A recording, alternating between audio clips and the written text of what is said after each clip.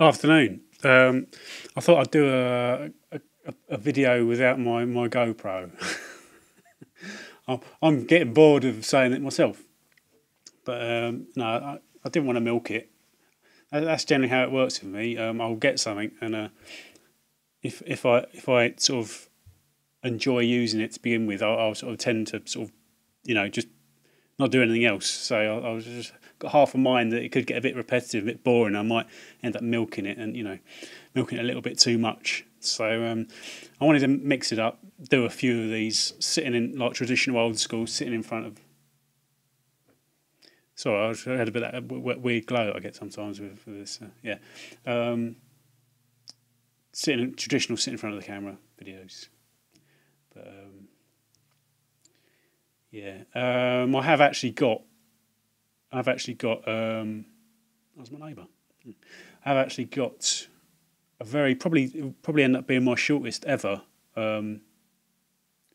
video, or especially in a long time anyway.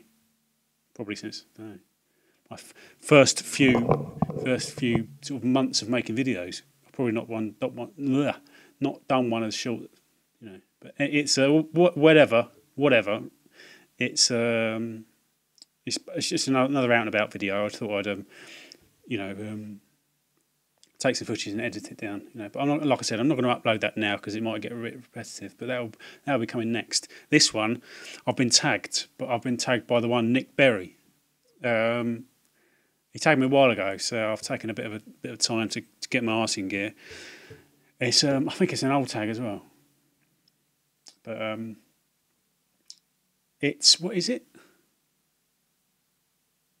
It's the go-to games tag. I think it's games that you go back to when you just want to chill out and relax and don't really want to put too much thought into something. The sort of games that you go back to your comfort zone. Like I've said sort of numerous times in the past, I exist in my comfort zone. So for me, those sorts of games get played a lot, and they tend to be my favourites. And I know what I'm getting, and yeah. I'm not very adventurous in that way. So in this list, you'll probably hear a load of games that I might have mentioned in the past. So first two are Game Boy games. I don't know how many I'm supposed to list, but I'm gonna say as many or as little as I can because there aren't that many. So, but the first two are Game Boy games.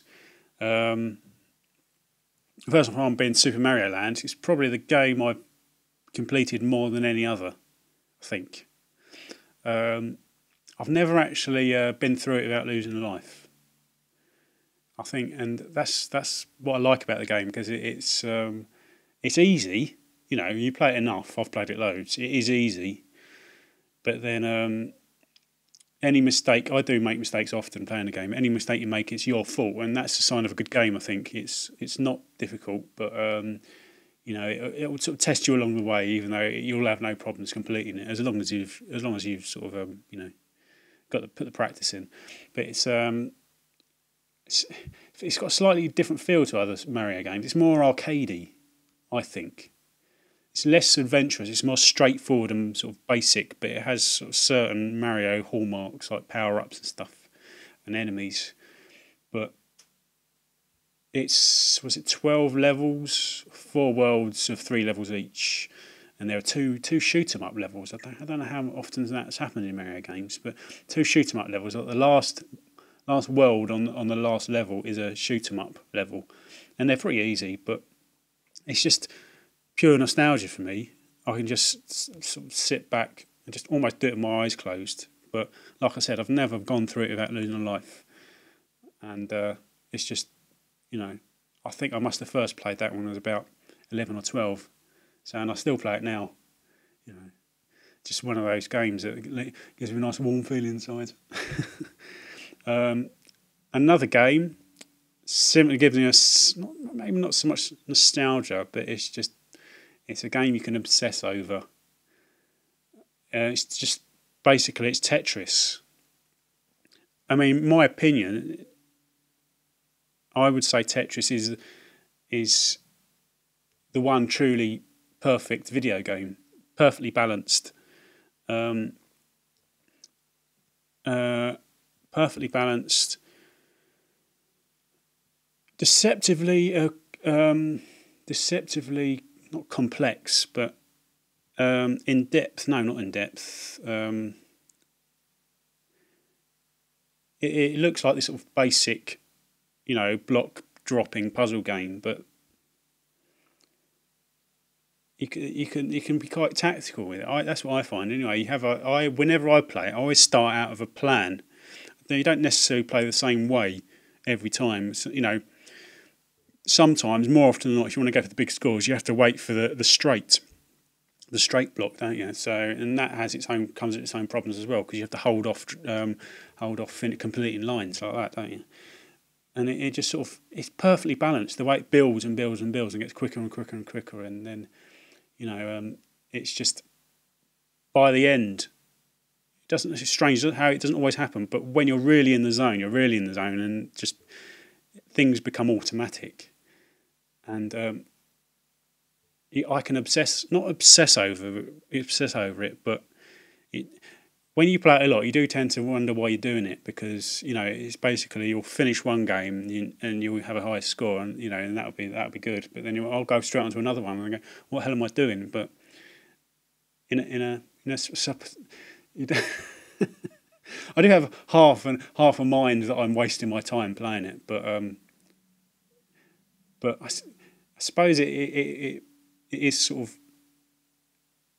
I think as a video game, Tetris defies critique, review. You can't review it. It goes beyond that. It is almost like I said, almost the perfect video game. It transcends every other game. It's what games would we not have had if Tetris had never been around? There's so many, just all the way up to things that you wouldn't necessarily associate it with. Something like maybe something sophisticated, something like Catherine, maybe. Although it's probably not actually, but certain puzzle games, certain things that aren't puzzle games, must have had an element of Tetris in them. But I think always remember the first time I got a rocket, and I didn't really know that existed. I think when I used to play as a kid, I don't think I ever got one, and then I got a Game Boy back and a copy of the game. A few years ago now, but a long time since I originally played it, and I got a rocket, and I thought, what the hell's this? And it pauses, and then you see like a rocket taking off, and I thought, oh, what's that? I had no idea that existed. And then the first time I ever got a big rocket, what was that? I've forgotten what score it is, isn't it? To get the big rocket, was it? And I was just like, wow, I've got a big rocket. But yeah, there's no end to it. That's my point. There's no end to it. So you tend to think, am I wasting my life? But no, you're not really, are you? It's all totally worth it. And I can't. Suikoden 2, predictably, my favourite game ever. Although in a sort of go-to game sense, it's one of the RPGs I've completed the most. But because I could put 200 hours into it, or maybe 150 hours into it. So it's not something you can do regularly. But it's a game I know how to, now. I didn't start out this way. This is a game I now know how to get all of the main characters and all of the best all of the good endings. I've not done everything in it. I've not done all of the side quests and stuff, but it's just pure nostalgia, relaxation for me. And every time sort of the initial title screen music kicks in, it just sends me right back, and it's just I can't really get enough of it. And I'm playing it, and once I get into a game, because it's the thing with RPGs. Everybody who plays them will know that get over the first few hours, and then you'll be hooked in, and it's that initial hurdle. And once that happens, then I can play it solidly, and I'll be grinding for hours. But Suikoden 2, it's just again deceptively complex, I think. No, actually, no. It's not complex in its gameplay mechanics, but there's just so much to do. I think that's not really complex, isn't it? That's just in depth, no, whatever. But it's like I said, it's one of my go-to games, and the last one, only 4. I'm playing at the moment actually, and I've played it to such an extent I've made it too easy for myself, which is generally how it happens. It's the original Shining Force. I'm playing it on the on my 360 on the Ultimate Mega Drive collection. I can again. That's a game I can just go back to whenever, and it's just relive sort of the nostalgia. Just relive the nostalgia from from exactly how I used to play it as a kid. But again, I've learnt certain parts of the game. I've learnt as I've got older to play in a certain way, certain tricks that you can use, and now almost again, I've probably made it difficult for myself, too easy for myself, to the point which I was thinking about actually. I've made it to the point I've made it so easy for myself that now I feel slightly sorry for the enemies, because I've levelled up all of my characters as high as they can go. The enemies barely make a dent with physical attacks, so I can sort of sail through with my eyes closed. And again, it's almost as if the tables have turned. The enemies are the villains, but now I've become the my little plucky band have become, the what's the word? The underdogs. I was the under. That's you start off with the underdog. Now they've become the underdogs because my little bunch is so overpowered, and I feel slightly sorry for them. But no, I'm just on the verge of completing it. I'm just on the last 2 battles, and then that'll be me. And yeah, I've actually got 2 games saved. I'm going to compare them just to see how I've ended up, how to compare the 2 the game saves saved exactly the same point.